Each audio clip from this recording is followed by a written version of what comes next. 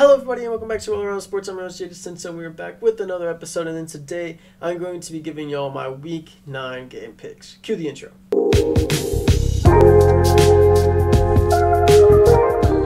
Alright, so last week wasn't one of my best weeks as I went 9-6, which puts me at an overall record of 64-43.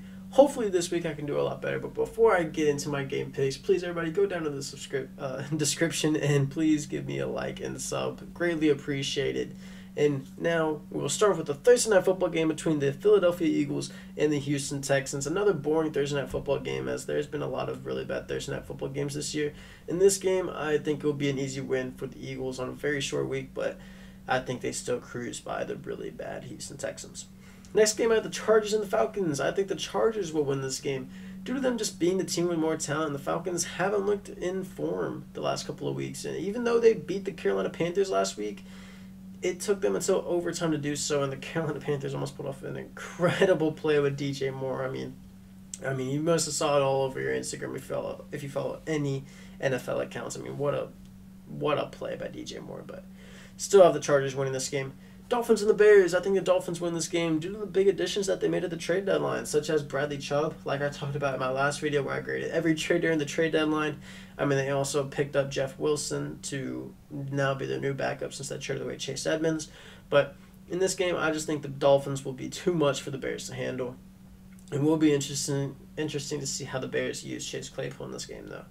Next game, the Panthers and the Bengals. Even though the Panthers have started coming up strong these last couple of weeks with P.J. Walker at the quarterback position, they still aren't that good of a team, so that's why I'm picking the Bengals in this game to beat the Panthers. Next game is the Packers and the Lions. Now the team got better during the trade deadline.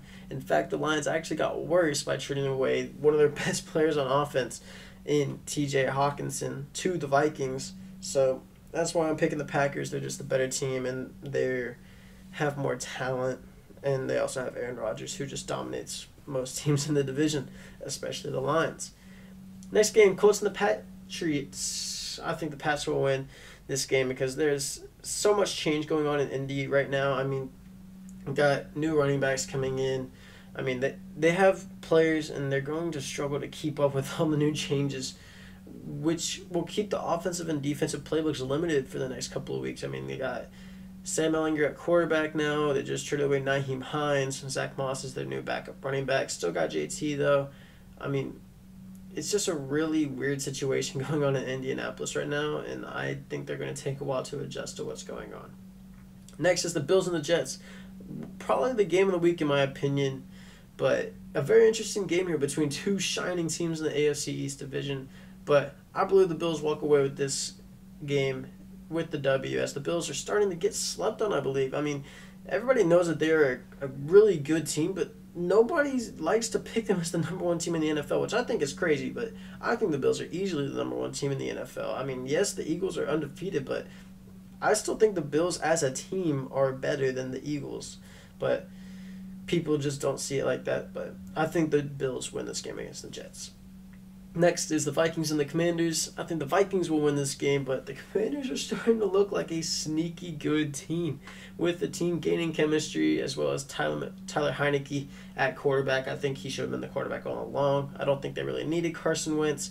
I mean, Scary Terry is starting to pick up his numbers, and the Commanders are a sneaky team on the rise. Don't be surprised if they make a push for the wild card this year.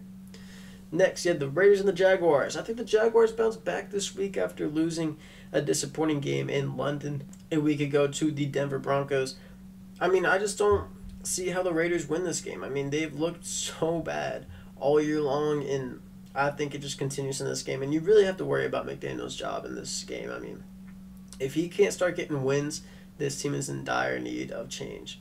But I think the Jaguars win this game regardless. Next is the Seahawks and the Cardinals. I'm going to keep riding the bandwagon, as Geno Smith has made me a believer in this Seattle Seahawks team. And the Cardinals, they've really started to struggle. I mean, I thought D-Hop was going to come in and they were going to win every game out. Maybe not like that, but Kyler Murray just hasn't looked that good this year. DeAndre Hopkins is going to be the reason that he's going to be the determining factor if this team makes the playoffs or not. But who knows if they will. But in this game, I have the Seahawks and Geno Smith moving the Seahawks to a 6-3 record. Next is the Rams and the Bucks, and wow, how these two teams have fallen off this year. I mean, both teams are under 500 this year, and both quarterbacks have had down years. Both defenses have had down years. I mean, in this game, I'm going to go with the Rams winning just because they have some better players. I mean, the defense right now in Tampa Bay is so bad, and Todd Bowles, I do feel really bad for him. I mean, he honestly might lose his job, but it's not necessarily his fault. I mean, the front office didn't do a great job of giving the defense that much weapons. I mean, they didn't have any receiver depth. I mean, it's not looking good right now in Tampa. But now for the Sunday night football game between the Titans and the Chiefs. And the Titans, I didn't realize this. They have a surprising 5-2 record. And I am a little shocked. I mean, I haven't heard anything from them. I don't really focus on Tennessee Titan football too much, but I mean, I guess that's what happens when you play in Nashville. But I'm going to pick the Kansas City Chiefs in this week's Sunday night football game.